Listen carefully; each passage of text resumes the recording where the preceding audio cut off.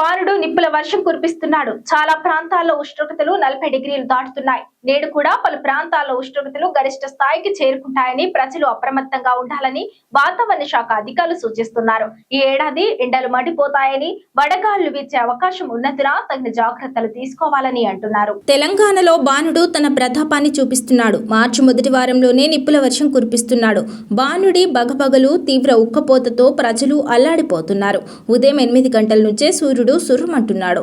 10 తర్వాత రోడ్లపైకి రావాలంటేనే భయపడే పరిస్థితి ఏర్పడింది.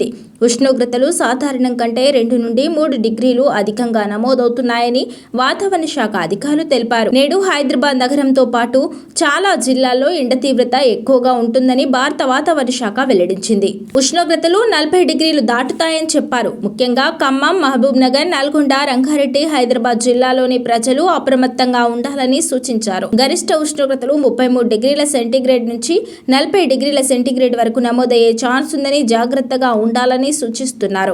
ఆకాశం పూర్తిగా నిర్మలంగా ఉండడం వల్ల సూర్యరశ్మి నేరుగా భూమిని తాకుతుందని, మధ్యాహ్నం 12 గంటల నుంచి సాయంత్రం 4 గంటల వరకు తీవ్రమైన ఉక్కపోత, వేడి ఎక్కువగా ఉంటుందన్నారు.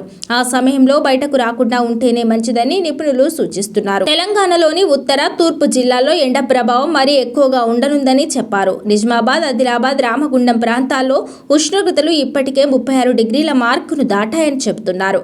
నేడు ఈ జిల్లాల్లో పొడి గాలులు వీచే అవకాశం ఉందని, ఇక్కడ కనిష్ట ఉష్ణోగ్రతలు కూడా సాధారణం కంటే ఎక్కువగా నమోదవుతాయని చెబుతున్నారు. ఈ మేరకు ఎండ తీవ్రత నుంచి రక్షణ చర్యలు తీసుకోవాలని సూచిస్తున్నారు. ముఖ్యంగా వృద్ధులు, చిన్నపిల్లలు, గర్భిణీలు వడదెబ్బ తగలకుండా జాగ్రత్తగా ఉండాలంటున్నారు. ఆహారం విషయంలోనూ ప్రత్యేక శ్రద్ధ వహించాలని, తేలికపాటి, త్వరగా జీర్ణమయ్యే ఆహారం తీసుకోవాలని, పండ్ల రసాలకు ఎక్కువగా ప్రాధాన్యం ఇవ్వాలంటున్నారు.